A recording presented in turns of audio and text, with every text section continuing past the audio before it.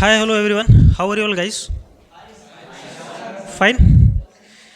So, all of the audience, today this class is going to be some specific uh, details description about CBSE, and in this video class or in this live class we will study some different thing about CBSE circulation like curriculum, syllabus, etc. तो प्यारे बच्चों, अभी हम लोग इस class में बहुत ढेर सारी चीज़ें सीबीएसई के बारे में समझने वाले हैं कि सीबीएसई का जो सिलेबस है, जो पढ़ाई लिखाई है, जो एजुकेशनल कंटेंट है, वो आखिर कैसा है। तो मेरे पास अभी यहाँ पर कुछ ये 2 पेजेस दिख रहे होंगे आपको, ठीक है। सीबीएसई के वेबसाइट पर जब तुम लोग जाओगे, है ना, तो वहाँ पे उसकी वेबसाइट के ऊपर ही देखोगे कि सीबीएसई के एक तो गवर्नमेंट वाली वेबसाइट और एकेडमिक वाली वेबसाइट है ना। एकेडमिक यानी मतलब जो हमारी एजुकेशनल कंटेंट वाली वेबसाइट है, तो वहाँ जब आप ऊपर जाके देखेंगे तो वहाँ पे लिखा रहता है करिकुलम और सिलेबस, बहुत सारी चीज़ें रहती हैं। करिकुलम, ठीक है। तो करिकुलम क्या होता है, ज़रा मैं यहाँ पे लिख देता हूँ पहले, ठीक है। और यदि ये समझ गए, यदि ये चीज़ समझ आ गई, तो बस ये समझ लीजिए कि आपकी जो ऑलमोस्ट पढ़ाई है या पढ़ाई का जो लक्ष्य है वो समझ आ जाएगा। बताइए, ये बात समझ आ रही है? तो एक बार डेफिनेशन यहाँ पे क्या लिखी है सीबीएसई करिकुलम की, ये मैं 2-3 लाइन में पढ़ देता हूँ। देखिए क्या लिखा है। The curriculum refers to the lesson and educational content to be taught to a learner in a school. यानी कि जो करिकुलम होता है बच्चों, वो एक लेसन है या फिर एजुकेशनल कंटेंट है जो किसी को भी पढ़ाया जाने वाला है। किसको? विद्यार्थियों को, स्टूडेंट्स को, आप लोगों को, ठीक है। यानी करिकुलम मतलब क्या? कुछ ऐसी बात या कुछ ऐसे तरीके या कुछ ऐसी चीज़ें जो बच्चों को दी जाने वाली हैं, उसी को हम लोग क्या बोलेंगे? करिकुलम बोलेंगे। या कोई भी एजुकेशनल कंटेंट जो हम लोग को देते हैं तुम लोग को स्कूल में रोज़ रेगुलर बेसिस पे, है ना, वही करिकुलम है। और फिर आगे इसमें कहा जा रहा है, it may be regarded as the sum of total planned set of educational experiences provided to a learner by school. यानी कि जो पूरी स्कूल की जो संस्था है ना, इंस्टीट्यूट है, कोई भी जो हमारे देश में अलग अलग स्कूल है जो सीबीएसई के एफिलिएटेड स्कूल्स हैं, उनका एक ही काम है कि टोटल एजुकेशनल एक्सपीरियंसेस, यानी कि जितने भी एजुकेशन के एक्सपीरियंस है वो बच्चों में कैसे कैसे प्रोवाइड किया जाए, उसका पूरा सम, इंटीग्रेशन, ठीक है। और इसमें फिर वही सारी बातें हैं कि सब्जेक्ट वाइज लर्निंग होनी चाहिए, कंटेंट होना चाहिए, है ना, असेसमेंट गाइडलाइंस होनी चाहिए, कोर्सेज ऑफ स्टडी होनी चाहिए, ये सब कुछ। और साथ में ही कहा जा रहा है कि नेशनल एजुकेशन पॉलिसी जो हम लोगों की 2020 में आई थी, उसके बेस पर सीबीएसई पूरी तरह से बच्चों को एक्सीलेंसी लर्निंग में लाना चाहता है। तो प्यारे बच्चों, करिकुलम का सीधा सा मतलब है कि कोई भी पूरे सीबीएसई के स्कूल में बच्चों को पूरे साल क्या पढ़ाया जाएगा, किस तरीके से पढ़ाया जाएगा, ठीक, उस पढ़ाई से आउटकम क्या आएगा, उस पढ़ाई से बच्चों की एक्सेलेंसी कैसे बनेगी, उसी को हम लोग क्या कहेंगे? बोलो, करिकुलम बोलेंगे, ठीक है। समझ आ रहा है? मुश्किल हो गया काफ़ी, है, कठिनाई फील कर रहे हो? अभी और आसान समझ में आएगा, आसान भाषा में। थोड़ा और आगे देखते हैं बच्चों। इसमें salient features of the CBSE secondary school curriculum, यानी कि जो सीबीएसई का सेकेंडरी स्कूल है, सेकेंडरी स्कूल मतलब क्लास 11-12, बताइए, ठीक है। तो क्लास 11-12 में जो आपका करिकुलम है उसके कुछ खासियत क्या है? वो ऊपर बैठे हुए सीबीएसई के जो अधिकारी लोग हैं, है ना, ऑफिसर्स, ऊपर बैठे हुए जो हमारे सीबीएसई के जो सरकार के जो अपॉइंट हुए हुए काफ़ी चेयरपर्सन हैं, वो बच्चों में किस तरीके का डेवलपमेंट चाहते हैं, और वो भी कौन से वाले बच्चे? सेकेंडरी वाले बच्चे। सेकेंडरी वाले बच्चों का मतलब क्लास 11-12 के बच्चों की बात करी जा रही है, ठीक है। तो इसमें काफ़ी सारे पॉइंट्स हैं। ये तकरीबन 2023 के हिसाब से, है ना, ये करीब 25-30 पन्नों का था, लेकिन अभी हम लोगों ने 2 पेज की जो ऊपर की हेडलाइंस होती है सिर्फ उसी को देखने की कोशिश कर रहे हैं, ठीक है। चलिए देखिए, तो पहला पॉइंट बच्चों इसमें लिखा है, provide ample scope for holistic physical intellectual social development of students. यानी कि कुछ शब्द आ गए अपने पास, ठीक है, कुछ वर्ड आ गए, ज़रा इसको समझने की कोशिश करते हैं। एक वर्ड आया बच्चों, होलिस्टिक डेवलपमेंट। होलिस्टिक डेवलपमेंट, और इसके रेफरेंस में 3 चीज़ें कही जा रही हैं कि ये है क्या। फिजिकल, और साथ में इंटेलेक्चुअल, अभी देखना तुम लोग का दिमाग खुलेगा। सोशल, बताओ। सीबीएसई बच्चों में होलिस्टिक डेवलपमेंट चाहती है, यानी कि सिर्फ सीधा सा विकास नहीं, सस्ता सा विकास नहीं कि जैसे खेतों में हमने कुछ अनाज फेंक दिए तो ऐसे ही कैसे भी उग गए, उसी में घास भी लगी पड़ी है ना, अच्छी फसल भी नहीं उग रही है, बस वो उगते जा रहे हैं, झाड़ियों के बीच उगते जा रहे हैं। ये कैसा है, एक मतलब इरेगुलर डेवलपमेंट हो गया। लेकिन सीबीएसई का काम है बच्चों में होलिस्टिक डेवलपमेंट चाहिए, वो खास तरीके का एक विकास बच्चों में चाहती है सीबीएसई, जिसको होलिस्टिक डेवलपमेंट कहा जा रहा है। और उस होलिस्टिक डेवलपमेंट को सीबीएसई ने खुद ही डिफाइन कर दिया कि यदि ये तीनों चीज़ें हो रही होंगी बच्चों में, तब हम बोलेंगे कि सीबीएसई एफिलेटेड स्कूल में जो बच्चा पढ़ रहा है वाकई में वो होलिस्टिक डेवलपमेंट में उसकी ग्रोइंग हो रही है। बताइए, पहली चीज़ कही जा रही है फिजिकल। फिजिकल से क्या समझते हैं आप लोग, कोई बताना चाहेगा इसमें? फिजिकल डेवलपमेंट से कोई विद्यार्थी बच्चा क्या समझता है, बताइए। What do you mean understand by physical development, बताइए, बताओ रुद्र, बोलो। शारीरिक विकास मतलब क्या? खड़े हो जाओ, बताओ, खड़े हो गए, बताइए।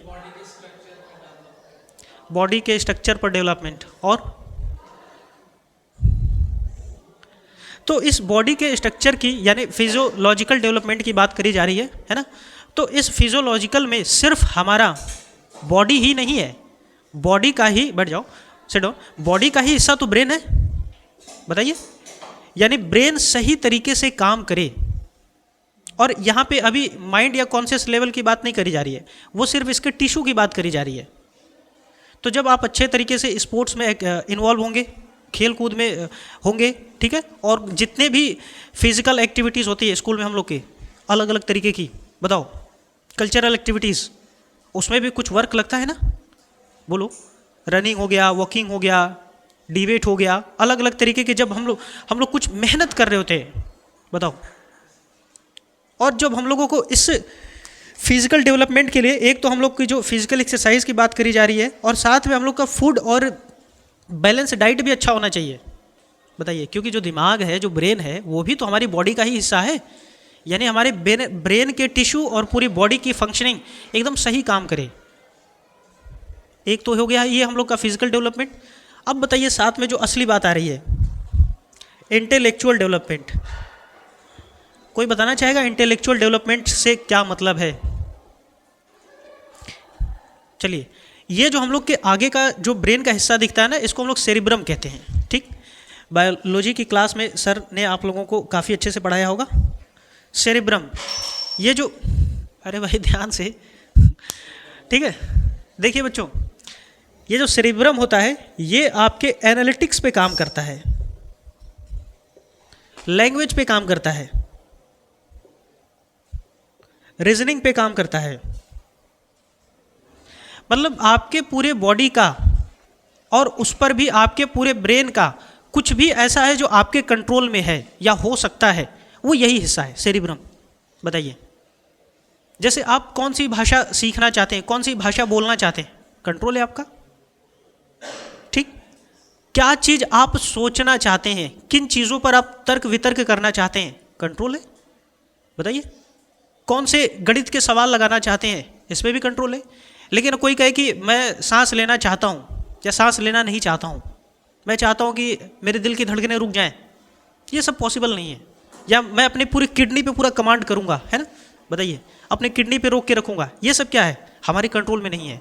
तो कहने का मतलब क्या है बच्चों, कि पूरी बॉडी का, पूरे ब्रेन का वो हिस्सा जिस पर हम लोग कंट्रोल कर सकते हैं, या हम लोग बहुत, है ना, अच्छी मेहनत करें, अच्छी कोशिश करें, तब जाके एक अच्छा सुपीरियर कंट्रोल बना सकते हैं, वो होता है हम लोगों का सेरिब्रम, जिसमें हम लोग एनालिटिक्स सीखते हैं, लैंग्वेज सीखते हैं, रीजनिंग सीखते हैं। यानी यही वो चीज़ है दिमाग का जो हमारे इस पर हिस्सा काम कर रहा होता है।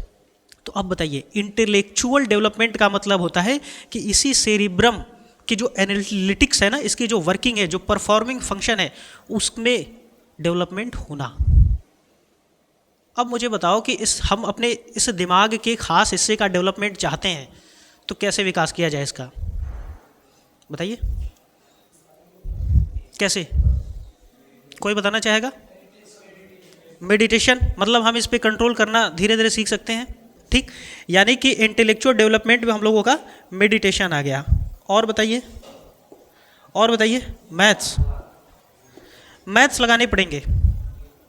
मैथ्स में एक्चुअली भी क्या होता है बच्चों, आपके पास एक क्वेश्चन होता है जो कि कैसा है, अनजाना सा, अननोन है, और वो तो कहता भी है कि simplify this question, evaluate this question, proof this question. यानी कि कोई एक सवाल है जो कि अनजान है, हमको अपने ये जो सेरिब्रम की जो वर्किंग है ना, इसकी एनालिटिक्स, इसके जो काम करने के तरीके हैं, उस काम करने के तरीके पर जोर देके उस सवाल को क्या करना है, सॉल्व करना है। तो यदि हम लोग बार बार इस तरह से गणित लगाते जाएंगे तो हमारे जो ये हिस्सा है माइंड का, कॉन्शियसनेस धीरे धीरे बढ़ती जाएगी। बताइए समझ आ रही बात की नहीं? इसी को बच्चों कहा जा रहा है इंटेलेक्चुअल डेवलपमेंट। यानी इंटेलेक्चुअल डेवलपमेंट का मतलब बिल्कुल भी नहीं है कि आपने खूब ढेर सारा इन्फॉर्मेशन रट लिया। बताइए, खूब ढेर सारा इन्फॉर्मेशन आप रट के आ गए और रट के कह रहे हैं कि नहीं मेरी बुद्धि का विकास हो गया। तो रटने से बुद्धि का विकास नहीं होता है।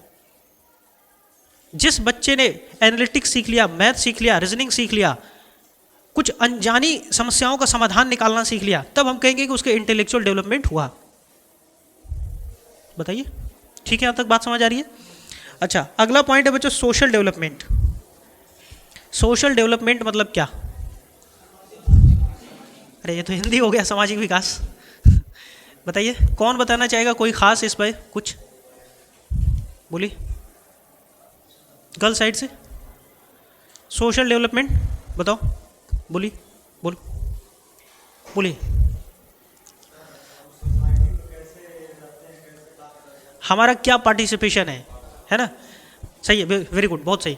इस पूरे सोसाइटी में हमारा क्या पार्टिसिपेशन है, इसके प्रति हमारी अकाउंटेबिलिटी, जिम्मेदारी। बहुत सारे, एक जानवर है, एक मान लो शेर है, भालू है, कुत्ता है, उसको ऐसे कहीं भी छोड़ दो, उससे मतलब ही नहीं लोग मेरे बारे में क्या सोच रहे हैं। उससे इस बात से भी मतलब नहीं है कि मेरी ही प्रजाति जाति के लोग मेरे बारे में क्या सोच रहे हैं। शेर को फर्क नहीं पड़ता है कि 50 शेर उधर घूम रहे हैं और कह रहे हैं कि देखो शेर नंगा जा रहा है। बताइए, इस बात से शेर को कोई फर्क नहीं पड़ता। इस बात से भी शेर को फर्क नहीं पड़ता है कि बहुत सारे लोग उधर उसके ही शेर के जाति के लोग बोल रहे हैं कि शेर की पूंछ लंबी है। क्या फ़र्क पड़ता है उसको? बंदर को फर्क नहीं पड़ता है कि उसके चेहरे पर बाल है। तो वो अपनी सोसाइटी में अपने पार्टिसिपेशन की जिम्मेदारी को बिल्कुल भी नहीं समझता है। लेकिन हम एक इंसान है, ह्यूमन बिहेवियर है हमारा, ठीक? तो इंसान का जो स्वभाव होता है वो अपनी जिम्मेदारियों को समाज के प्रति समझना चाहता है। और इस तरीके का जब डेवलपमेंट होता है तब हम लोग कहते हैं सोशल डेवलपमेंट। यदि किसी बच्चे में है ना फिजिकल, इंटेलेक्चुअल और सोशल डेवलपमेंट हो रहा हो, तभी हम कहेंगे कि उस बच्चे का डेवलपमेंट कैसा हो रहा है, होलिस्टिक डेवलपमेंट। और यही बच्चों में सीबीएसई चाहती है। और बताइए कि अब हम लोग फंसे कहाँ पर हैं? हम लोग सिर्फ ये पढ़ाई कर रहे हैं, बताइए, इंटेलेक्चुअल, मैथ लगा रहे हैं, फिजिक्स लगा रहे हैं, है ना, साइंस पढ़ रहे हैं। हमें इस सोसाइटी के पार्टिसिपेशन से मतलब नहीं है, हमें इस फिजिकल डेवलपमेंट से मतलब नहीं है। बताइए, तो क्या हम सीबीएसई का जो सर्कुलर है, कैरिकुलम, उसको फॉलो कर रहे हैं? नहीं, तो होलिस्टिक डेवलपमेंट हुआ नहीं। और फिर बाद में हम लोग खुद ही दोषी ठहराएंगे इनको उनको कि हमारा एक अच्छा विकास नहीं हुआ, हम अच्छी चीज़ें सीख नहीं पाए। समझ आ रही है बात? अच्छा, तो अब मुझे बताओ कि फिजिकल डेवलपमेंट को करने के लिए हम लोग को लगभग कौन कौन से काम डेली बेसिस पे करने चाहिए? रनिंग, सही है, very good. Running 1, 2, 3 kilometre daily, यदि आप रनिंग कर रहे हैं तो बहुत अच्छी बात है। और योगा, बहुत सही, एक्सीलेंट। जाओ, कौन बोला, किसने बताया, कौन बोला योगा? नितेश, अभिजीत, ठीक है, बहुत अच्छा, वेरी गुड। योगा करना पड़ेगा। और जितना भी स्कूल में हम लोग की स्पोर्ट्स एक्टिविटीज़ होती है उसमें पार्टिसिपेट करना है, ठीक? अच्छा, ये बताइए सोशल डेवलपमेंट्स अपने भीतर कैसे लाया जाए? बताइए कैसे लाया जाए? एक तो जो हम लोगों को आर्ट्स के सब्जेक्ट्स हैं वो पढ़ने पड़ेंगे। ऐसे नहीं चलेगा कि मैं तो साइंस पढ़ता हूँ तो मैं आर्ट्स के सब्जेक्ट नहीं पढ़ूंगा। तो आर्ट्स के सब्जेक्ट में मेनली यदि सोसाइटी को आप समझना चाहते हैं और अपनी अकाउंटेबिलिटी, अपनी जिम्मेदारी को जानना चाहते हैं, तब तो कम से कम आपको सोशियोलॉजी, ठीक है, और पॉलिटी, ये आपको 2 सब्जेक्ट तो कम से कम पढ़ने ही पड़ेंगे। और ये एनसीईआरटी जो पब्लिशिंग हाउस है सीबीएसई का, वहाँ पर इसके लिए काफ़ी अच्छी अच्छी किताबें हैं। आप क्लास 6 की 7 की किताबें पढ़ सकते हैं, 8 9 की पढ़ सकते हैं, बहुत ज़्यादा और क्यूरियस हैं तो 11 12 की पढ़ सकते हैं, ठीक है। अब 11 12 जैसे हम लोग का फिजिक्स केमिस्ट्री थोड़ा हार्ड है, थोड़ा टेक्निकल है, कठिन है, तो उनका भी 11 12 लगभग वैसा है, लेकिन मैथ और इनकी तुलना में थोड़ा ईजी है, तो आसानी से समझ में आ जाता है। बताइए, तो यदि हम लोग सोसाइटी में अपने कंट्रीब्यूशन को, पार्टिसिपेशन को समझना चाहते हैं तो कम से कम हम लोगों को आर्ट्स के कुछ सब्जेक्ट तो पढ़ने पड़ेंगे। सोशियोलॉजी हो गया, पॉलिटी हो गया, बताइए, ये हो गया। और साथ में और कैसे कैसे हम लोग अपने सोशल डेवलपमेंट को अपने भीतर ला सकते हैं? दूसरा जवाब, ये तो मान लीजिए पढ़ाई की बात हो गई, और बताइए, स्कूल में जितने भी कल्चरल एक्टिविटीज़ होती हैं, डिबेट्स, ऐसे कॉम्पिटिशन, बताइए, राइटिंग कंपटीशन, सिंगिंग कंपटीशन, जितने भी हम लोग per year annual function, per year में जितने भी कंपटीशन करा रहे होते हैं, फंक्शन करा रहे होते हैं, उन सब में पार्टिसिपेट करना। जब पार्टिसिपेट करोगे तो एक दिमाग में एक भावना बनेगी, एक विचार बनेगा कि यदि मैं स्टेज पे जाके ये परफॉर्म कर रहा हूँ तो मेरे बारे में लोग क्या सोच रहे हैं, और जब मेरे बारे में लोग ऐसा ऐसा सोच रहे हैं तो मुझे और क्या करना चाहिए कि मैं और क्या कर सकूँ। इस तरीके के ख्याल बनेंगे ना। बोलो, ये जो ख्याल बन रहा है, ये सोच बन रही है, यही आपके सामाजिक विकास यानी सोशल डेवलपमेंट को और अच्छा करेगी, उत्कृष्ट करेगी, एक्सेलेंसी पहुंचाएगी। समझ आ गया? सीधा सीधा हम लोग स्कूल में पढ़ रहे हैं इंटेलेक्चुअल डेवलपमेंट, मैथ पढ़ रहे हैं, फिजिक्स पढ़ रहे हैं, ठीक है, अच्छी बात है, लेकिन अभी भी हम लोग सीबीएसई के हिसाब से होलिस्टिक डेवलपमेंट पे नहीं पहुंच पा रहे हैं। फिजिकल डेवलपमेंट भी करना है और साथ में सोशल डेवलपमेंट भी करना है, तब हम लोग बोल सकते हैं कि अब हम लोगों ने, सीबीएसई ने जो चाहा था उस तरीके का डेवलपमेंट हमने मेहनत करके अचीव किया है। बात समझ आई? तो पहली चीज़ तो हम लोगों की यही थी कि होलिस्टिक डेवलपमेंट। चलिए और देखिए, और इसमें बहुत मज़ा आने वाला है, तुम लोग को और नई नई चीज़ें उजागर होंगे, सीखोगे। Emphasis constructivist rather than rote learning by highlighting the importance of hands-on experience। सीधी सीधी बात कही जा रही है बच्चों कि किसी भी रोट लर्निंग मतलब रटंत शिक्षा पर, है ना, रटी हुई शिक्षा पर सीबीएसई का काम बिल्कुल नहीं है जोर देना, बल्कि सीबीएसई का काम तो सीधा सीधा है कि बच्चों को हैंड्स ऑन एक्सपीरियंस दिया जाए। जैसे हम लोग, ठीक है, केमिस्ट्री में मैं आपको पढ़ाते रहूं, ठीक है, केमिस्ट्री में मैं आपको पढ़ाते रहूं थ्योरेटिकल कि सोडियम जब वाटर से रिएक्शन करता है, ठीक, तो इधर कुछ धमाका होता है, ठीक है, हाइड्रोजन की गैस की वजह से। ये मैं हर रोज़ आपको पढ़ाते रहूं, रटवाते रहूं कि प्यारे बच्चों, जब सोडियम वाटर से रिएक्शन करेगा तो धमाका होगा, आग निकलेगी, जलेगी। तो इस लर्निंग में और एक तरीका है कि ये सोडियम, छोटा सा सोडियम का हिस्सा मैं छोटे से धमाके करके लैब में दिखा दूं, बताओ। तो एक तरीका है जो मैं हर रोज़ मौखिक, है ना, सिर्फ ओरल टीचिंग कर रहा हूँ, हर रोज़ मैं पढ़ाए जा रहा हूँ। एक तरीका है कि मैंने वो चीज़ प्रत्यक्ष रूप से, है ना, सामने बिल्कुल डायरेक्ट आंखों का दिखा दिया, आंखों से दिखा दिया। तो बताओ, दोनों में फ़र्क हो जाएगा। तो सीबीएसई का काम बच्चों बिल्कुल भी नहीं है कि बच्चों को सिर्फ, या बच्चे खुद से, है ना, सिर्फ रोट लर्निंग पर फोकस करें।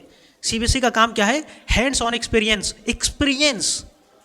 उस पढ़ाई गई बात पर बच्चों को एक्सपीरियंस होना चाहिए, वो उनको सेंस कर सकें, फील कर सकें। समझ आ रही बात? बताइए। तो इसके लिए हम लोग बहुत सारा थ्योरी करते हैं, बहुत सारे प्रैक्टिकल करते हैं, बहुत बार हम लोग का एग्जीबिशन टूर जाता है बाहर, बताइए। बहुत बार आपको मॉडल बनाने के लिए होमवर्क दिया जाता है, जिससे आप कुछ घर पे जाते हो तो कुछ एक्सपीरियंस इकट्ठा करते हो। बताओ, समझ आ रही बात? तो सीबीएसई का काम कुछ ऐसा है। और आगे, enlist general and specific teaching assessment objective to the make learning competency based, यानी कि टीचिंग को और लर्निंग को आसान बनाना है, ठीक है, दिमाग लगा के, बुद्धि लगा के बच्चों को आसानी से पढ़ाई जानी चाहिए, बातें समझ आनी चाहिए। अब देखो अगली बात, चौथा point, encourage the application of knowledge and skills in real problem solving scenario, जो हर रोज़ मैं क्लास में बोलता हूँ। एप्लीकेशन ऑफ नॉलेज, आपने जो ज्ञान इकट्ठा किया है उसका एप्लीकेशन क्या है, उसका यूज़ क्या है, बताइए। आपने कोई चीज़ स्कूल में सीखा तो उसका कोई ना कोई अच्छा इस्तेमाल होगा ना, वो यूज़ क्या है उस पर फोकस करना है। मैं रात दिन केमिस्ट्री पढ़ाए जाऊँ केमिस्ट्री का एप्लीकेशन बताऊँ ही नहीं, कि केमिस्ट्री से दवाइयाँ मिलती हैं, केमिस्ट्री से हम लोग है ना तरह तरह की नेचर को समझ पाते हैं, इन्वायरमेंट को समझ पाते हैं, पोल्यूशन को कंट्रोल कर पाते हैं। यदि मैं सब बताऊँ ही नहीं तो तुम लोग भी सोचते रहो कि केमिस्ट्री मतलब क्या, पता ही नहीं चले। और देखो दूसरी बात क्या कही जा रही है, skills in real problem solving scenario, यानी कि तुम्हारी ज़िंदगी में जब वाकई में कोई समस्या आ जाए तो उस समस्या को समाधान कैसे निकालोगे, ये बच्चों को पढ़ना और पढ़ाना है। यानी कि नॉलेज का एप्लीकेशन, बात समझ आ रही है, और उसी एप्लीकेशन से हमारे जीवन में जब समस्या आ जाए तो हमें उसे ठीक कैसे करना है। बहुत बार क्या होता है कि एडोलेसेंस और पुबर्टी के एज में जब बच्चे होते हैं, ठीक, तो उनका बहुत बार पढ़ाई में मन नहीं लगता है। हार्मोनल चेंजेस, साइकोलॉजिकल और फिजियोलॉजिकल चेंजेस की वजह से पढ़ाई में बहुत ज़्यादा उनका मन नहीं लग रहा होता, वो दूसरी ख्यालों की दुनिया में जी रहे होते हैं। तो उस समय बच्चों को समझाया जाए, बताया जाए कि ये जो तुम्हारे जीवन में अभी समस्या अचानक से आ गई है ना, अभी जब तुम 6, 7, 8, 9, 10 तक थे तब तक लगभग ठीक था, अचानक से ये जो समस्या आ गई है, इस समस्या का समाधान तुम खुद से ही निकाल लो। ये एप्लीकेशन ऑफ नॉलेज है। बताइए, तो ज्ञान का सीधा सा अर्थ है बच्चों समस्या का समाधान निकालना। और हमारे जीवन में समस्या हमेशा तक आने वाली है, जब तक रहोगे तब तक आने वाली है। तो जब तक रहोगे, जब तक समस्या आने वाली है, उस समस्या का समाधान निकालना ये बाहर किसी दूसरे व्यक्ति का काम नहीं है। सीबीएसई ये खुद बच्चों में चाहती है। ऐसा नहीं कि हमारे जीवन में कोई समस्या आ गई तो हम भागे फागे इधर उधर फिर रहे हैं, पता नहीं कहाँ कहाँ जा रहे हैं, घूम रहे हैं। कहीं जाने की ज़रूरत ही नहीं। सीबीएसई ने खुद कहा है कि हम ऐसे इस तरीके का माहौल और व्यवस्था क्रिएट करने वाले हैं, तैयार करने वाले, कि बच्चे खुद ही अपनी समस्याओं का समाधान निकाल सकें। बताइए, तो ये सब अभी थोड़ा थोड़ा पढ़ने समझने के बाद क्या ऐसा लग रहा है कि जितना हम लोग डरे डरे से रहते हैं सीबीएसई को लेके, वाकई में वैसा है नहीं। बताइए, हमें लगता है सीबीएसई की पढ़ाई सिर्फ एक ढर्राबद्ध है, स्कूल आए, बैग रखे, बुक उठाए, ये किए वो किए, कोचिंग ट्यूशन ये है, हमें ऐसा ही लगता है।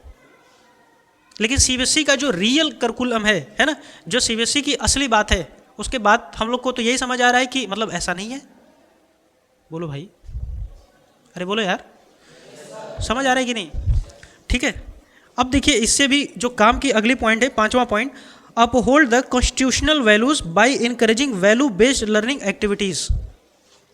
कॉन्स्टिट्यूशनल वैल्यूज बड़े ही काम की चीज़ है ये। देखिए, कॉन्स्टिट्यूशनल वैल्यूज, अच्छा कॉन्स्टिट्यूशन के बारे में सुने हो? कॉन्स्टिट्यूशन के बारे में आप लोगों ने सुना है? तो कॉन्स्टिट्यूशनल वैल्यूज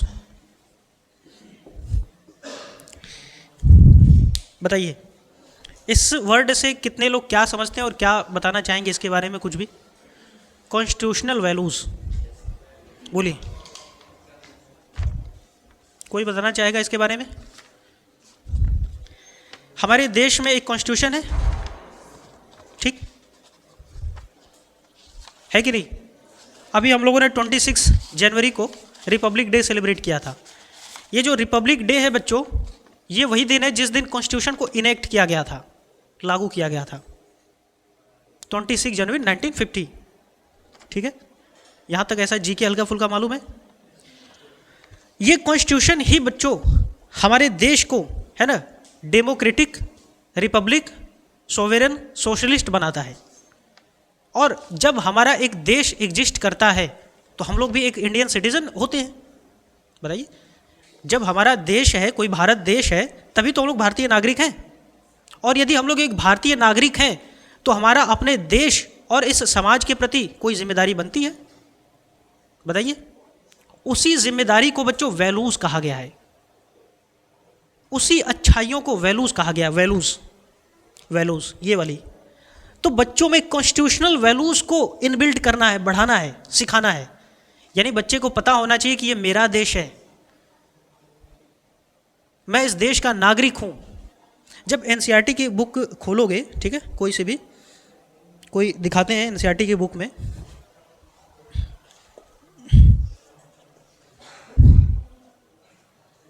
चलिए देखिए, ये आपकी एनसीईआरटी की बुक है, ठीक। तो जो फर्स्ट पेज होता है आपका,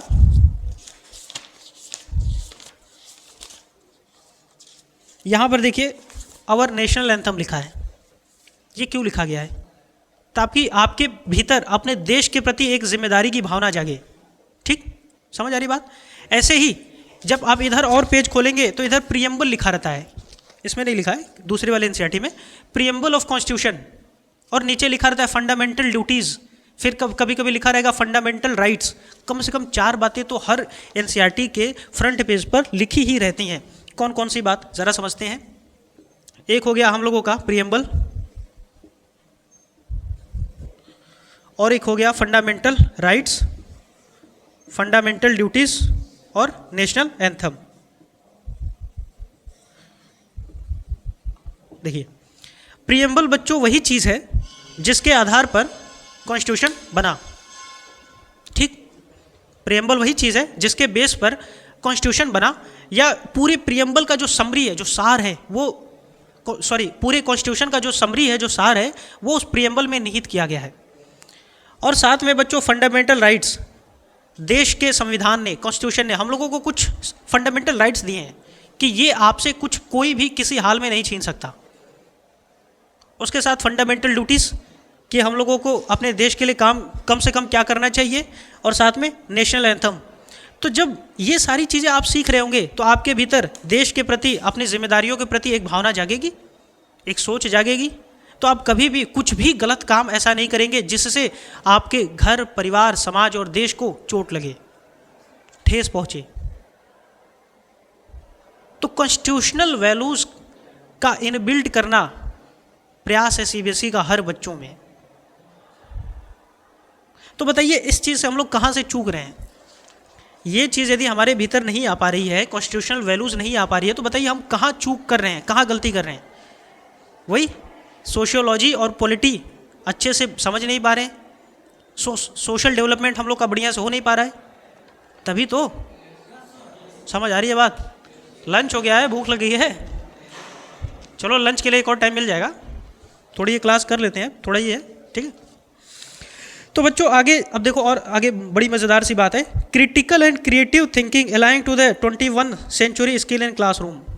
2 वर्ड है, क्रिटिकल और क्रिएटिव थिंकिंग। जैसे क्रिटिकल का मतलब होता है कि बारीकी से किसी चीज़ पे ध्यान देना, ठीक है। जैसे बच्चों, कोई भी आतंकवादी जब देश में पकड़ा जाता है, कुछ भी आतंकी हमले करते हुए, तो जो हमारे ऊपर के जो अधिकारी होते हैं, या जो ऊपर के जो ऑनरेबल कोर्ट के जो जजेस होते हैं, वो लोग उस आतंकी हमले करने वाले व्यक्ति को तुरंत एक ही बार में उसको सज़ा नहीं दे देते हैं।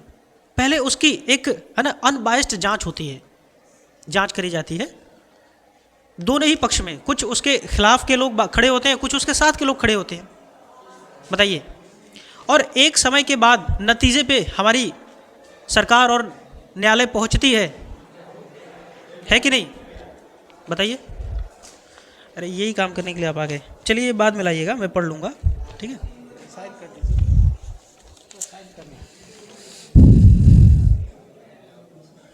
ठीक है, तो ध्यान दो बच्चों, हम लोग बात कर रहे थे कि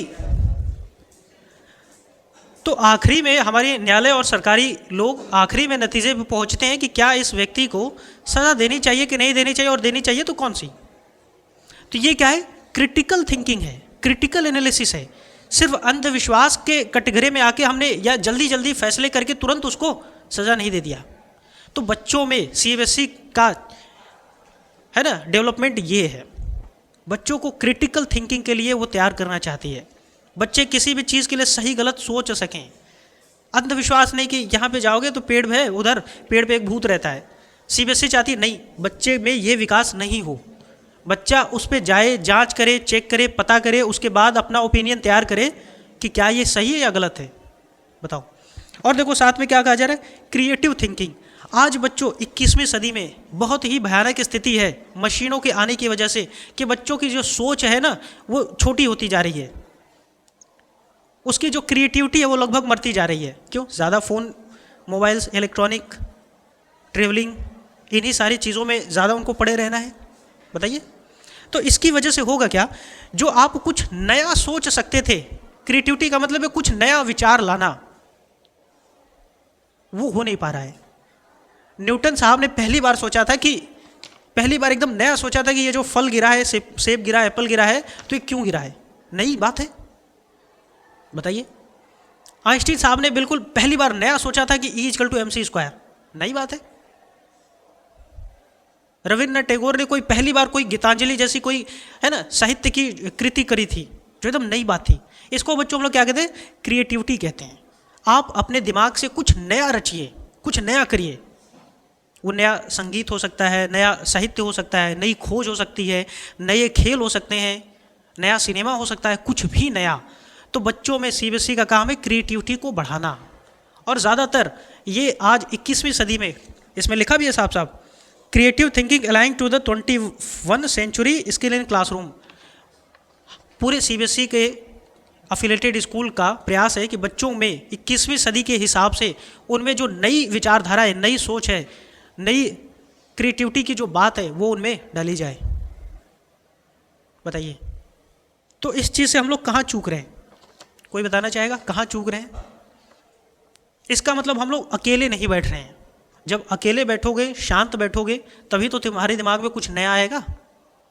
बताइए, जब आप 10 लोगों से हमेशा घिरे होंगे, 10 लोगों से घिरे का मतलब क्या है कि हो सकता है कि आप यूट्यूब पर कुछ देख रहे हैं, मोबाइल में कुछ देख रहे हैं, है ना, इंस्टाग्राम पे कुछ देख रहे हैं, टीवी में कुछ देख रहे हैं, तो हमेशा आपने अपने दिमाग को बिजी करके रखा है। जब आप किसी समय के लिए अकेले बैठेंगे तभी तो आपके दिमाग में कुछ नया और अनोखा थॉट आइडियाज़ आएंगे। इसीलिए देखो कि बच्चों, जितने भी सारे फिलोसोफर थे, साइंटिस्ट थे, राइटर थे, वो सारे जो बड़े बड़े आइडियल लोग कहे जाते हैं, वो ज़्यादातर वो अकेले ही रहते थे। न्यूटन को तो यहाँ तक घोषित किया गया था कि वो उस सदी का सबसे बोरिंग आदमी था। यहाँ तक कह दिया गया था कि इससे ज़्यादा बोरिंग कोई हो ही नहीं सकता। न्यूटन दुनिया के लिए बोरिंग हो सकते हैं, लेकिन दिमाग में उनके कुछ नया नया चल रहा है। बताइए, तो जब दिमाग में नया चल रहा है तो वो आदमी अपने आप में ही बहुत खुश है। तो हम लोग दुनिया में बहुत ज़्यादा जो घिरे हैं उसको रोकने के लिए ही क्या करना पड़ता है? मेडिटेशन या फिर योगा, ताकि आपके जो दिमाग की जो हलचल है वो थोड़ी शांत हो सके, रुके, ठहरे। समझ आ रही है बात? और देखिए, इसमें 7 पॉइंट में कहा जा रहा है, with technological innovation to keep place with global trends in various discipline, है ना। यानी कुल मिला जुला के बच्चों, जितनी भी अभी तक टेक्नोलॉजी की डिस्कवरी हुई है, mobile phones, tablet, computer, laptop, है ना, प्रोजेक्टर, स्मार्ट बोर्ड, जितनी भी टेक्नोलॉजी आज तक हुई है साइंस में, उन सब को इंटीग्रेट करके ऐसे जोड़ो कि बच्चों में एजुकेशन का परफॉर्मेंस बढ़ जाए, जिसको ICT कहा जाता है। ICT, information communication technology. बताइए, कुल मिला जुला के जितनी भी टेक्नोलॉजी है उसका एक सही सदुपयोग किया जाए और उससे एजुकेशनल लर्निंग के कंटेंट को अच्छा बनाया जाए, बढ़ाया जाए। CBSE का ये काम है बच्चों। समझ आ रहा है मेरे ख्याल से? कुछ और 8 पॉइंट देख लिया जाए। Promote inclusive practice as an overriding consideration in all educational activities. यानी कि आप जो स्कूल में कल्चरल एक्टिविटीज़ होती हैं, एनुअल फंक्शन, डिबेट्स, ये सब, उसमें बच्चों को पार्टिसिपेट कराना है बार बार। Enhance and support learning by different types of assessment. देखो कि समर वेकेशन में एक छुट्टी का काम मिल जाता है, विंटर वेकेशन में कोई प्रोजेक्ट मिल जाता है, कोई मॉडल बनाने पड़ते हैं, कोई होमवर्क दिया जाता है। तो ये बार बार बच्चों को इस तरीके का असेसमेंट दिया जाए जिससे वो घर पे जाके कुछ करें। तो जब भी कुछ करोगे तो कुछ नया सीखोगे। बताइए, बात क्लियर एकदम? और साथ में बच्चों कहा जा रहा है, लास्ट पॉइंट है इसका, integrate environmental education in various discipline from classes 1 to 12। यानी बच्चों को इन्वायरमेंटल एजुकेशन भी देनी है। बताओ, करोड़ों बच्चे हैं जो CBSE में पढ़ रहे हैं, और ये करोड़ों बच्चे इन्वायरमेंटल या फिर क्लाइमेट सिचुएशन के लिए यदि पूरी तरह से जिम्मेदार हो जाएं तो हम लोग की देश की समस्या जितनी भी इन्वायरमेंट से संबंधित है वो तुरंत ठीक हो जाएगी, बहुत जल्दी ठीक हो जाएगी, है कि नहीं? बताइए, आज हम लोग ग्लोबल वार्मिंग इतना भयानक बढ़ गया, पोल्यूशन इतना बढ़ गया है, टेम्परेचर बढ़ रहा है, प्लास्टिक्स इतने ज़्यादा बढ़ रहे हैं, पोल्यूशन इतना ज़्यादा, वाटर पोल्यूशन इतना ज़्यादा हो गया है, बोलिए, एयर पोल्यूशन इतना ज़्यादा है, बड़े बड़े शहरों में बच्चों साउंड पोल्यूशन, नॉइज़ पोल्यूशन इतना ज़्यादा है। यदि करोड़ों बच्चे जो CBSE में पढ़ रहे हैं उनके भीतर अकाउंटेबिलिटी आ जाए, जिम्मेदारी आ जाए कि हमें अपने एनवायरनमेंट के लिए ठीक करना है, या कुछ अच्छा काम करना है तो हमारे देश की समस्या अपने आप ठीक हो जाएगी। बताइए। तो ये भी काम सीबीएसई का ही है कि बच्चों में इन्वायरमेंटल एजुकेशन को इंटीग्रेट किया जाए, बढ़ावा दिया जाए, उनमें जोड़ा जाए। ठीक है। इसमें 2-3 पॉइंट्स और कुछ दिए हैं, बता दें कि क्या करें। बोलिए। अभी तो ज़्यादा हुआ नहीं, अभी तो कितना 35 मिनट्स हुए। ठीक है, तो 4-5 मिनट दो तो ये भी बता दे। बताइए। तुम लोग जान लोगे तुम्हारे लिए, नहीं तो तुम लोग खाली मैथ फिजिक्स लेके पढ़ रहे हो, सोच, और पता नहीं भर भर के बुराइयां भरी पड़ी हैं कि ये वो पता नहीं कौन। बताइए, है कि नहीं। सीबीएसई के बच्चे सिर्फ मैथ फिजिक्स लेके पढ़ते हैं और बुराइयां करते हैं कि हमारी अच्छी पढ़ाई नहीं हो रही है। कोचिंग में अच्छा पढ़ाता है, कोचिंग में मूर्ख बनाता है। ठीक है, कोचिंग में भुलवाता है। प्राइवेट सेक्टर इंस्टीट्यूट और कोचिंग टाइकून कैसे काम करता है वो कभी बात करी जाएगी। सीबीएसई से बढ़ के तो कोई हो नहीं जाएगा। बोलिए पीछे वाले बच्चे, सीबीएसई से बढ़कर तो कोई नहीं हो जाएगा। सीबीएसई कुछ समय पहले तक हम लोग का है ना आईआईटी के भी एग्ज़ाम करा रही थी। बताइए, आईआईटी, मेडिकल, नेट, जेआरएफ, बहुत सारे एग्ज़ाम सीबीएसई कंडक्ट कर रही थी। तो सीबीएसई से बढ़कर कोई प्राइवेट सेक्टर का इंस्टीट्यूट नहीं हो जाएगा, है ना। चलिए थोड़ा और इसमें देख लेते हैं। द करिकुलम एम्स टू, यानी कि ये जो करिकुलम्स है ये बच्चों में क्या लक्ष्य रखता है। तो इसमें वही सारी चीज़ें हैं कि cognitive, affecting, psycho motor excellence, यानी बच्चों के मनोविज्ञान को विकसित किया जाए। जो बच्चे कमज़ोर मनोविज्ञान के होते हैं ना, जो बात बात पे रोने लगते हैं, डरने लगते हैं, घबराने लगते हैं, समस्या आ जाती है तो भागने लगते हैं, इस कमज़ोर मनोविज्ञान को ताकतवर बनाया जाए। बताइए, तो ये बच्चों का मनोविज्ञान का विकास कैसे होगा। अरे यार पीछे तुम लोग बताओ, बच्चों का जो मनोविज्ञान है, जो मन है, वो ताकतवर कैसे बनेगा। उनको कुछ ऐसे इंस्पिरेशनल बात बताई जाए कि जब ऐसी ही स्थिति कमज़ोर बन रही थी एक बहुत पहले, तो उन्होंने क्या किया था, उस समस्या का डट के सामना किया था। यदि सभी महिलाओं को, भारत की सभी लड़कियों को, गर्ल्स को यदि पता हो कि 26-27 साल की उम्र में, है ना, 26-27 ईयर्स की उम्र में झांसी की रानी पीठ पर एक बच्चे को बांध के, एक हाथ में तलवार लेके और घोड़े पे बैठ के वो अंग्रेज़ों का सामना कर रही हैं, और ये बात बार बार बताई जाए, तो सभी महिलाओं में, गर्ल्स में एक मोटिवेशन आएगा कि हम लोगों को भी इतनी हिम्मत रखनी चाहिए कि हम लोग भी समस्या का समाधान करने के लिए तैयार रहें। यदि हम लोग को पता हो कि 23 साल के भगत सिंह, बताइए, है ना, वो मरने से नहीं डर रहे, वो देश के लिए, अपने भारत माँ के लिए कुर्बान हो जाना चाहते हैं, तो हमारे भीतर भी तो आएगा कि जब हम लोग छोटी छोटी समस्याओं से पढ़ नहीं पा रहे हैं, कि साइकिल पंचर हो गई है ना, भूख लगी है, तो इन सारी समस्याओं से हम लोग भी तो लड़ पाएंगे। तो साइकोमोटर एक्सेलेंसी, यानी कि मनोविज्ञान में एकदम ऊंचाइयाँ होनी चाहिए, बच्चे का दिमाग एकदम विकसित होना चाहिए, खुला हुआ होना चाहिए। ये सीबीएसई का काम है। हम केमिस्ट्री लेके पढ़ रहे होते हैं और दुनिया भर की बुराई कर रहे होते हैं कि हमारा बुद्धि नहीं खुल रहा है, बुद्धि नहीं खुल रहा है। भाई तुम सीबीएसई के हिसाब से चली कहाँ रहे हो।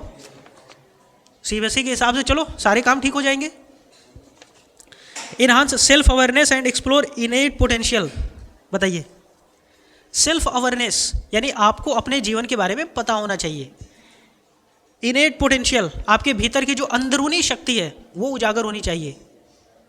हर बच्चे का अपना एक नेचुरल टैलेंट होता है ना, लगभग।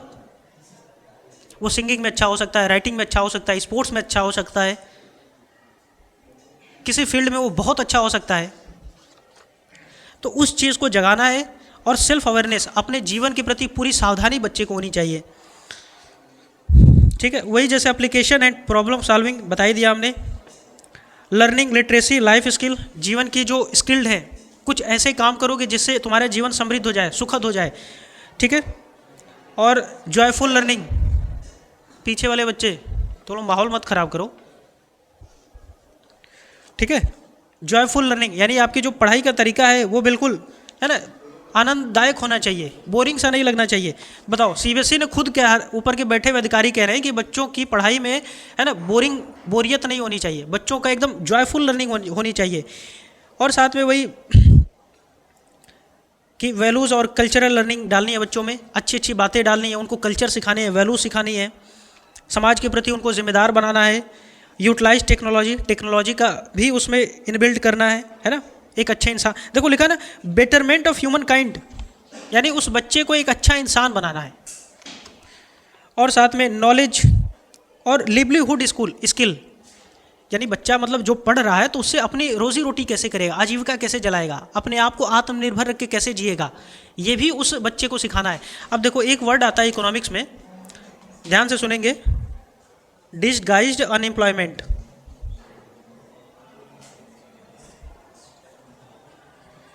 ठीक है, ये एक वर्ड आता है। मान लो किसी खेत में सिर्फ 4 लोगों का काम है, लेकिन उस खेत में काम कर रहे हैं 20 लोग, तो ये 16 लोग कौन हो गए? जो खाली में है, जिनका कुछ काम है लेकिन खुद को वो बिजी रखना चाह रहे हैं। समझ आ रही है? ये होता है डिसगाइज्ड अनएम्प्लॉयमेंट। तो यहाँ पर वो अपनी जीवन की लिवलीहुड, रोजी रोटी के प्रति बिल्कुल जिम्मेदार नहीं है, तभी तो वो खाली होते हुए भी किसी और के काम में लग के खुद को धोखा दे रहे हैं कि हम कुछ काम कर रहे हैं। बताइए, तो बच्चों को ऐसा नहीं बनाना है कि बच्चे सिर्फ दूसरे के काम में घुसे रहे। जैसे तुम लोग 5 लोग बात कर रहे हैं तो तुम लोग भी कूद जाओगे, छठा आदमी, हाँ मुझे बताओ, मैं भी जानना चाहता हूँ कि इसमें क्या चल रहा है, जबकि वहाँ तुम्हारा कोई काम है नहीं। तो बच्चों को ऐसा नहीं बनाना है।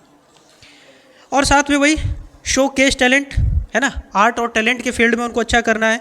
उनके फिजिकल फिटनेस हो गया, हेल्थ हो गया, वेलबींग हो गया, और इंटीग्रेटेड लर्निंग, यानी उनकी जो पढ़ाई है पूरी तरह से समुचित होनी चाहिए, एक साथ सबको मेल मिलाप लेके चलना है। ये नहीं कि मैं पढ़ लिया तो मैं तोप हो गया, अब मैं पढ़ लिया मैं ज्ञानी बन गया तो मैं तोप हो गया, तो अब मैं पेड़ और काट दूंगा, ठीक है, मैं सड़क पे गड्ढे खोद दूंगा, क्यों? क्योंकि मैंने पढ़ लिया।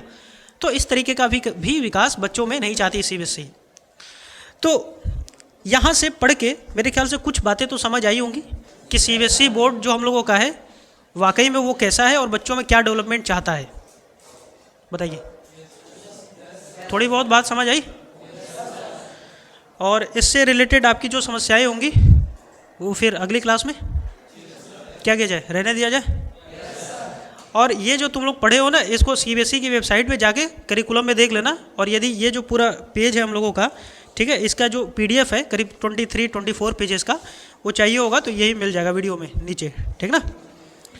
तो चलिए यहाँ पे इस क्लास को रहने देते हैं।